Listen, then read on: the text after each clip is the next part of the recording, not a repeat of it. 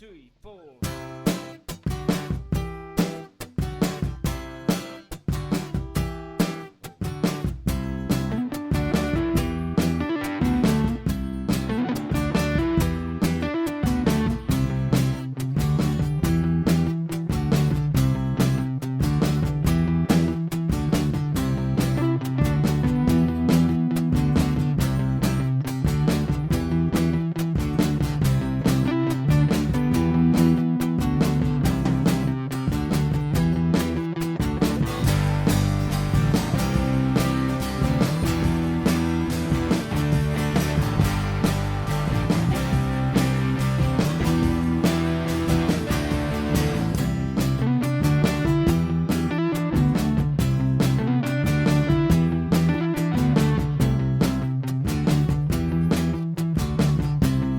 Hi everyone, I'm MrPuckett.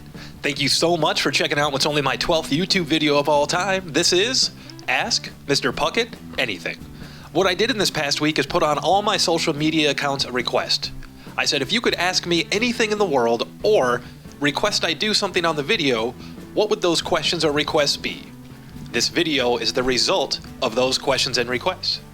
The number one overwhelming request was people wanted to see me interact with my dog, so let's get that out of the way right off the bat.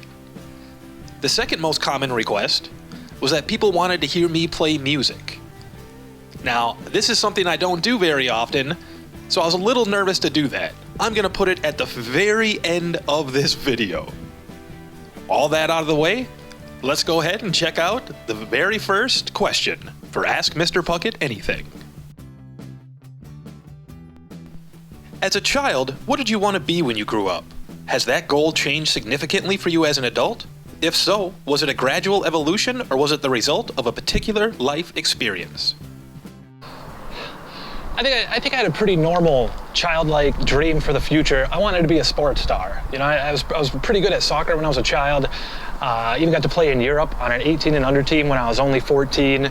I was a huge kid too. I was 6'1", 180 pounds when I was 13 years old. So I certainly looked like a big bad soccer player at a young age. But it was around 14 that I started getting into a lot of drugs and alcohol, and everything just kind of went downhill from there. Without a doubt, I think I entered freshman year and sophomore years maybe being the best in my grade and maybe even a grade or two above, but it was just a steady decline from there in not only skills but really just ambition. You know, I lost all ambition for it, and then instead of doing something like going to a Division II school to play soccer and hopefully work my way up from there, the day after graduation I left town and I hitchhiked across country. I got more into drugs and alcohol, and that just started this whole incredibly terrible life from that point forward, with great stories for sure, but with nothing that would contribute to any goal that I would have set as a child. So that is a very unfortunate way to lose a goal, and I'm not saying that I could have ever made it pro or made a living off of it, but there's certainly no way to tell now, which is unfortunate. So that question actually does lead into another one, so I'm going to stop the order that my helper put this video in, and we're going to go to the next question, which somebody entourage list on Reddit, I'll put it up right here. He asked me, what's the coolest thing in the world that I can do that most people can't? And he wants me to do it on camera. And this is a soccer move. It's called the flip throw-in. This is something I saw when I was, I think, 13 years old. I saw somebody do, and it blew my mind. This is pre-YouTube, this is pre-internet, this is pre-everything, and nobody had heard of it at that point. So I spent 11 months trying to learn this in my parents' backyard, called the flip throw-in. And we're gonna show you what it's all about right now. In a soccer match, when one team kicks the ball out of bounds, the other team will pick the ball up with their hands, stand with both feet out of bounds, bring that ball behind their head, and throw it back into the field of play. It is usually a pretty boring experience. But if you put that ball on the ground, flip over it, and then throw it back into the field of play, you can use all your momentum to throw it twice as far. Let's take a look at what I'm talking about.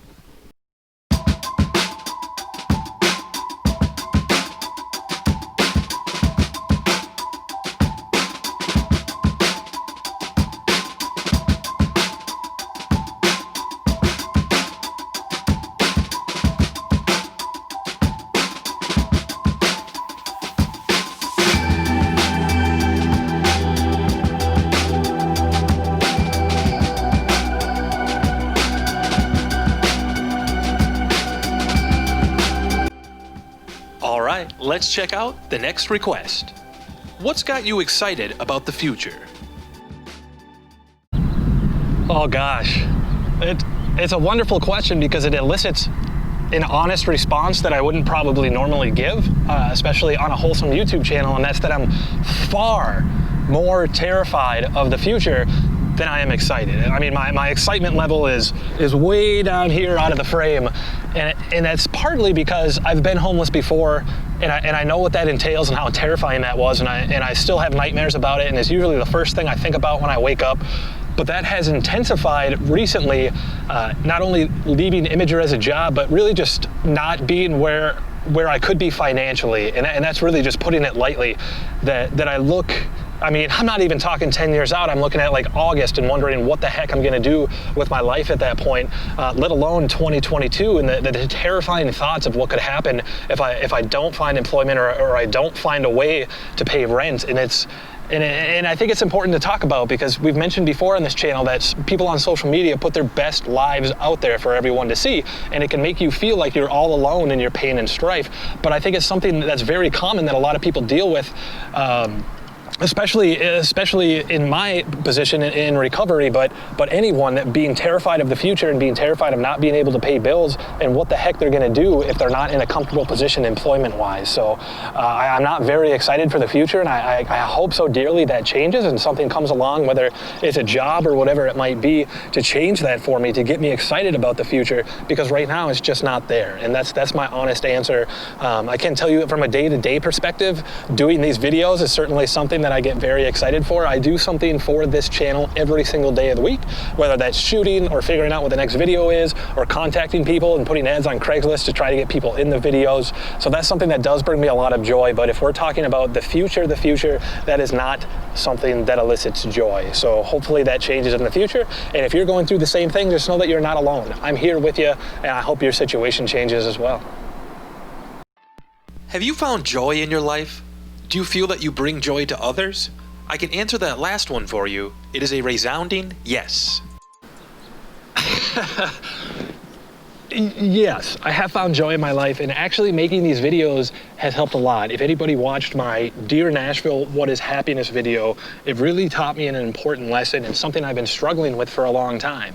Yes, I found joy in my life, but am I joyful every day, every second of every day? Heck no. Or even, do I have moments of joy in every single day? I don't. And I hope a lot of people out there can relate to it. And making that video and talking to everybody about it, I learned that joy, I don't want to say it's fleeting because that's a negative connotation, but joy is sporadic is what it is. You know, joy doesn't stay with you 24 hours a day, because if it did, we would all take it for granted and probably say, no, that's not joy. That can't be. I just feel that way all the time. Joy comes and it goes. And I think even just talking about this, I brought a little joy to myself, because it's something I've learned from these videos, that you're not going to be joyful all the time. And that's not a negative thing, it's a positive thing. It's saying that when you do find it, like I think I just did, I can't stop smiling. When you do find it, you have to cherish it, because it's not going to be there all the time. PJ is going to run away. This part of the video is going to end. I'm going to walk home and the joy might not be there anymore. So when it hits you, you have to hold on to it.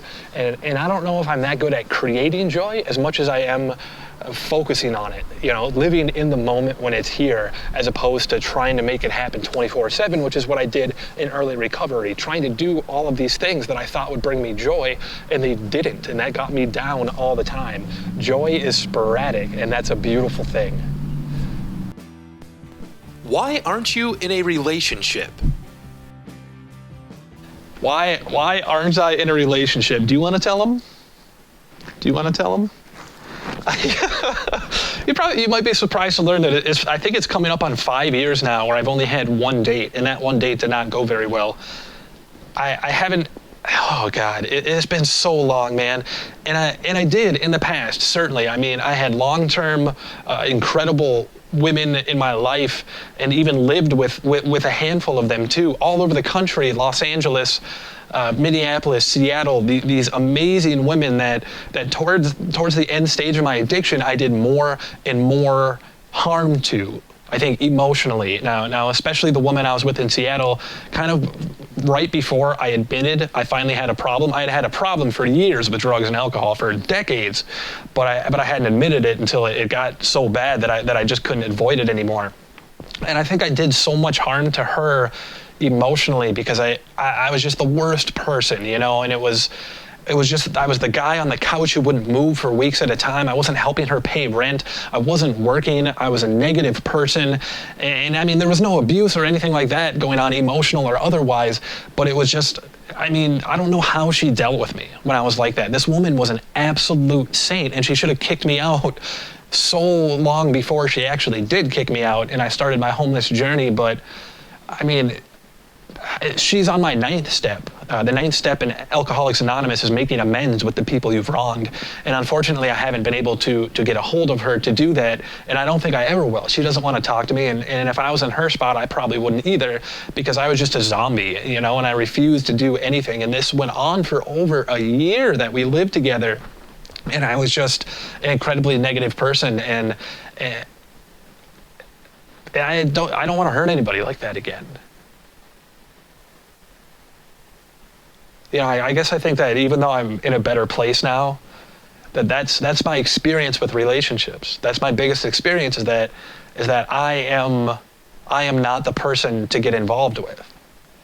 And even though I know I've changed, and I'm really proud of my change, I guess it's hard to see a relationship working out any different than the way that one did, which may sound silly to people at home, but it's all I know at this point. So.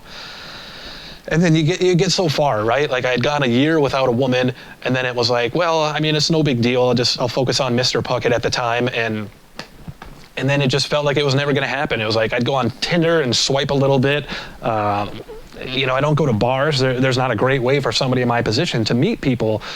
So it was just, you know, it started as being, well, I don't want to hurt anybody again. And it kind of grew into, well, if it hasn't happened now, it's never going to happen again. And now it's almost 5 years later without romance or even a date.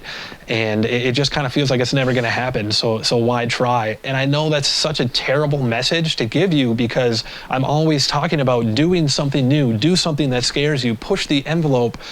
But I also have this side of me that is perfectly content in my life. If you saw the last video that I made, A Day in the Life, that what I do all day long, I love to do. And I'm very happy. So in addition to not wanting to hurt somebody again, I'm worried that bringing somebody into this beautiful thing I have with these dogs and these videos and my job would do something negative to me too. So, I mean, it's not a great answer for a wholesome YouTube channel, but it's the answer that I have, and it's the truth that I just don't want to hurt anybody again. So hopefully the next question I can give you a little bit more wholesome of an answer.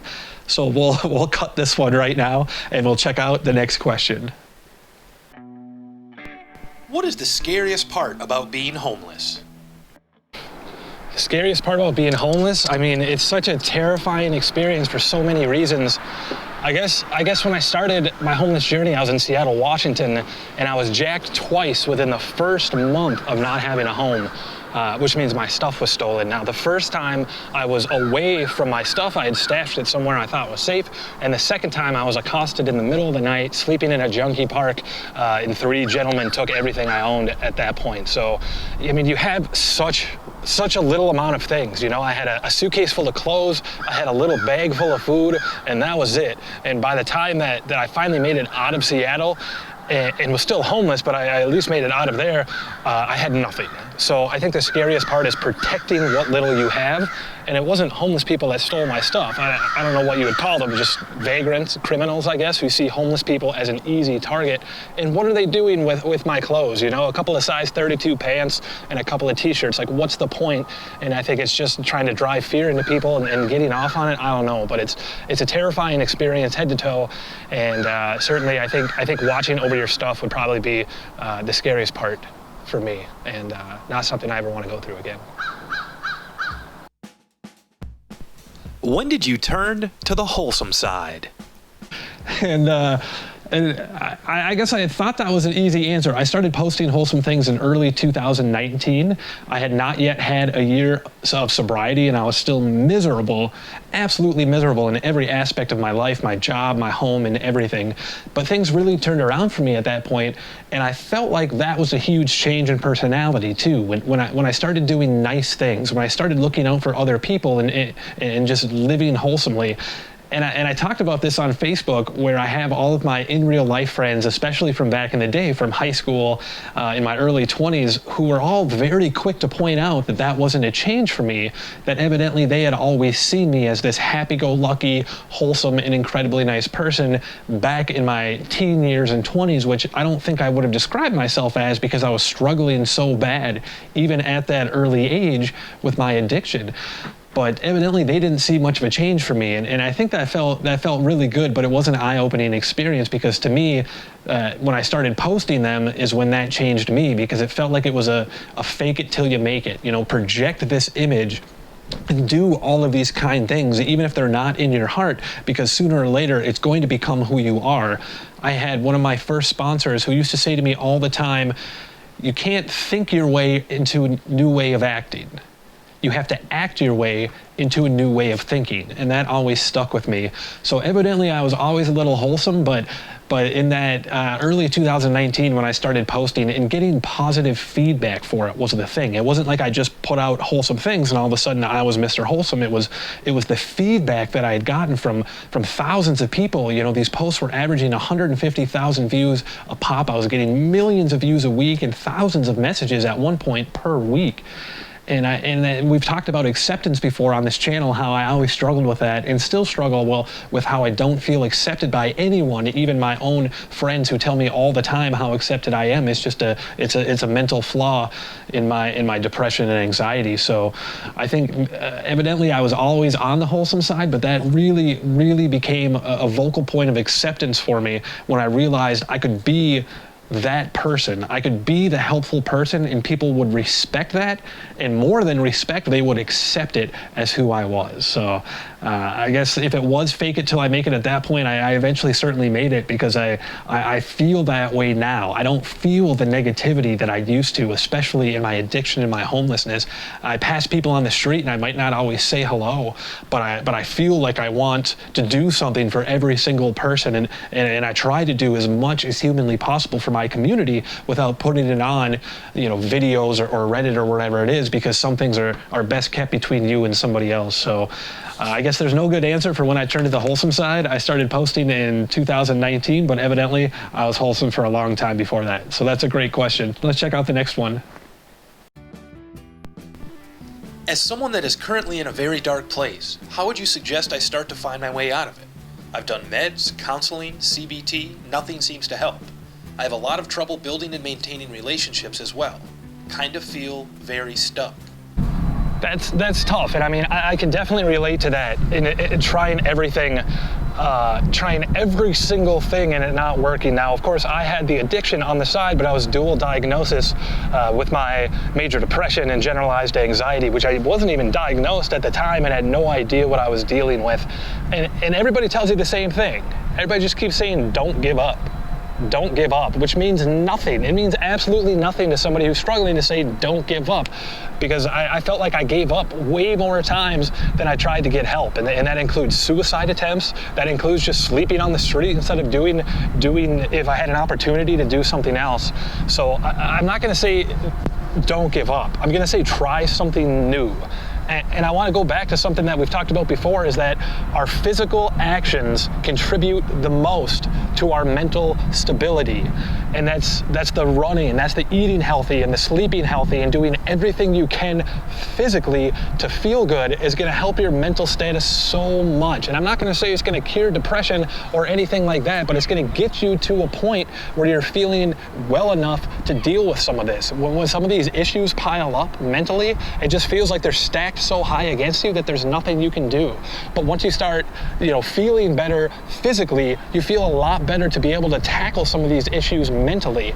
So in addition to doing all these things physically, and it's trying new things too. So it's going out, and whether you go to a support group maybe, or you find a group of people on Discord to interact with, it's just trying something different. You know, the definition of insanity is trying the same thing over and over and expecting different results. So go out and get different results by trying something different. I'll say this one more time from my sponsor, who used to tell me all the time, we can't think our way into a new way of acting.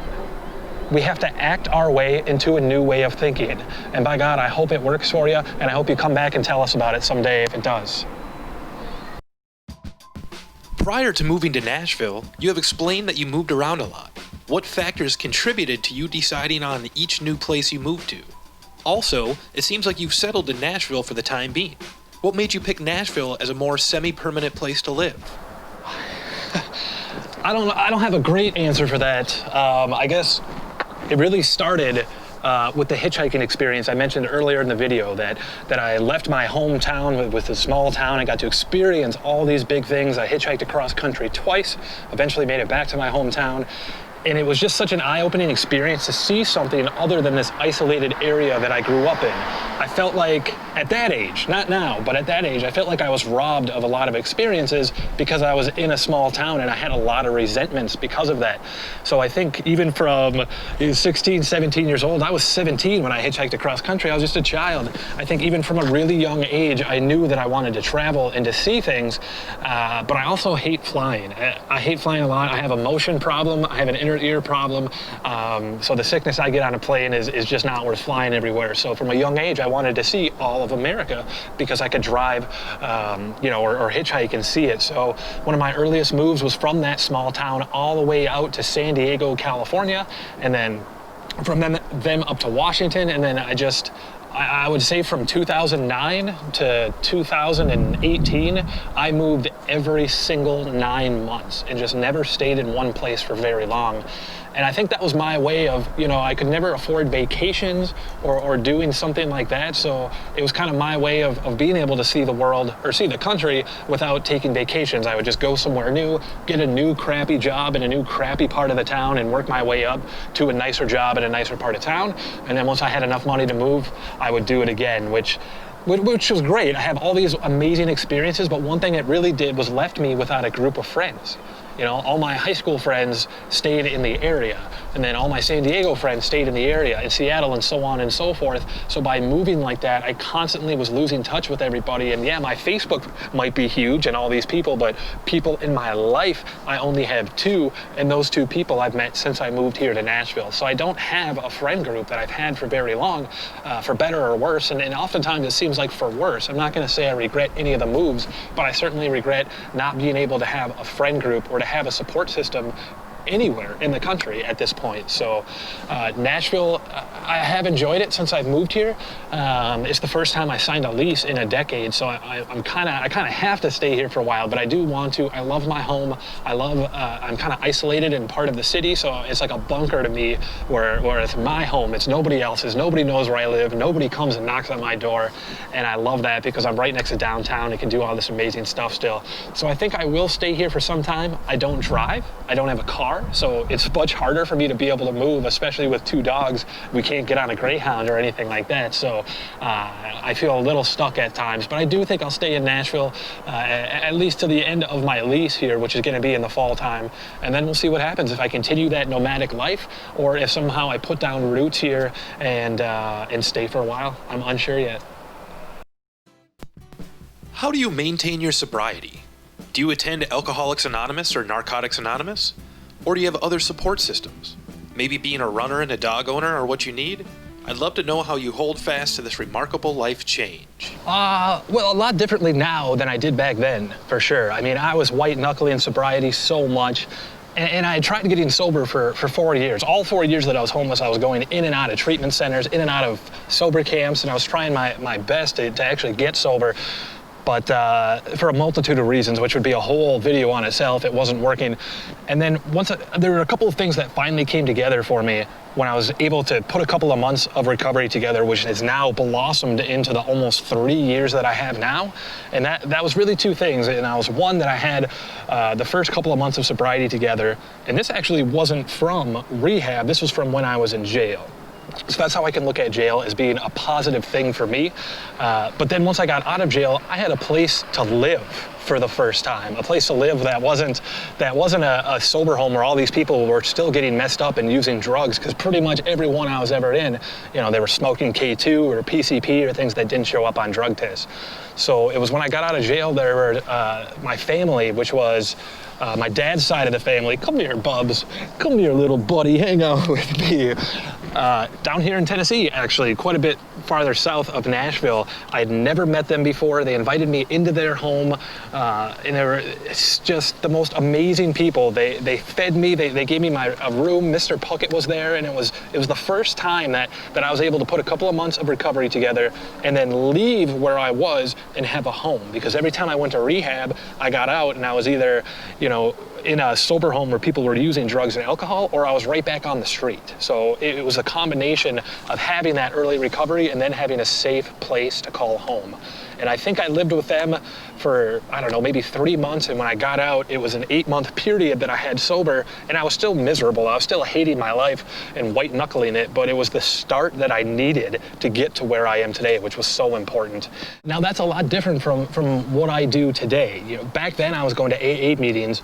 I went to over 1,000 AA, NA meetings. I was at them all the time, sometimes 3 a day, but that wasn't it for me. And I'm not gonna crap on the 12-step program because it's helped millions of people.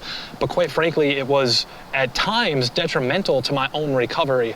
And that's, again, something I don't want to bad talk it. It was probably more my fault than anything, or in every group you go to is different. AA is just this umbrella term for thousands and thousands and thousands of different places you can go to talk about the 12 steps. But for me, unfortunately, it was not the most helpful thing in the world. So I don't go to 12-step meetings anymore, even though I do practice a lot of the principles and philosophies. And now it's more of a physical thing for me, especially with my chronic fatigue syndrome. It's making sure I'm in great shape, which is all the running, which is a huge thing for my sobriety, which also gives me a runner's high and helps me feel differently than I feel when I wake up. We've talked about this before. I don't like the way I feel when I wake up. I don't want the rest of the day to feel like that, so I have to do something to feel better, and that's usually the running. But it's also the nutrition part of it, and the sleeping and being a vegetarian and getting nutrient-dense food and sleeping 8 hours every night. And I have to do a lot physically to make sure I'm okay mentally. And the cravings have subsided a bit. I mean, they still arrive, especially in stressful times, but they are nowhere near the cravings that I used to get, and quite a bit more controllable, where I can phone a friend or go for another run or do something to get my mind off it until it essentially goes away. So it's a lot different now than it used to be, but I think I'm in a good routine, and I feel safe in my recovery now.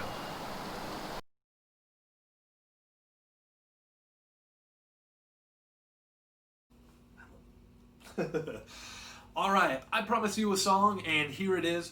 This is nerve-wracking for me because I don't really consider myself a musician. I just picked up some chords in rehab and started playing. I don't play for people. It's just something I like to do at home with my dogs and all alone. So this will be probably the most people that have ever heard me play at once. This is a ukulele, but it is a baritone, so it's kind of a cross between a guitar and a ukulele, and I'm going to play you a song I wrote called The Way It's Gonna Be. And nobody's ever heard this song before. I can't sing. Let's get all that out of the way, and I'll just shut up and play the song because you asked me to.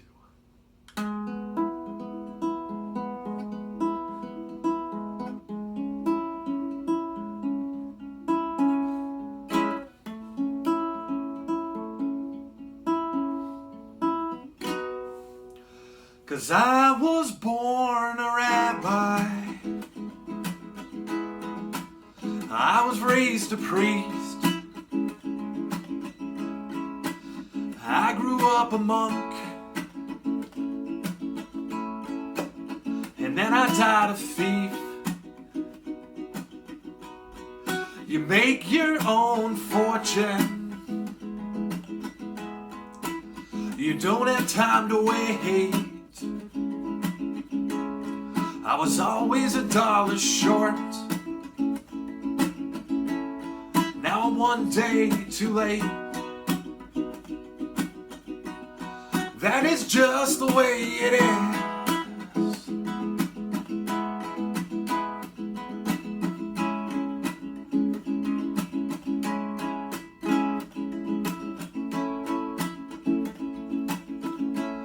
That is the way it's gonna be.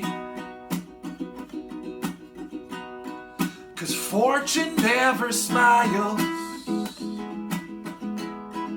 on those who say no. A tree falls in the forest, but buoys never float.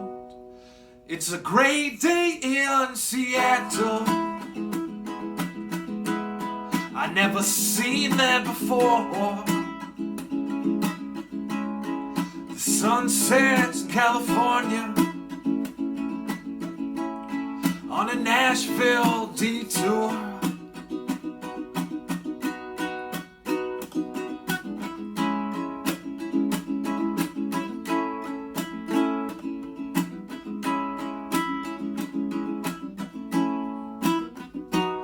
That is just the way it is.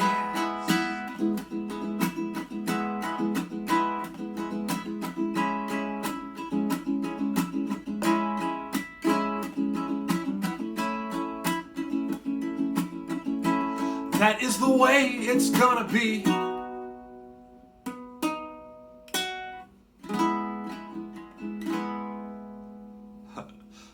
I will probably never do that again. But thank you so much for tuning in. We will see you next week. Have a beautiful weekend, everyone.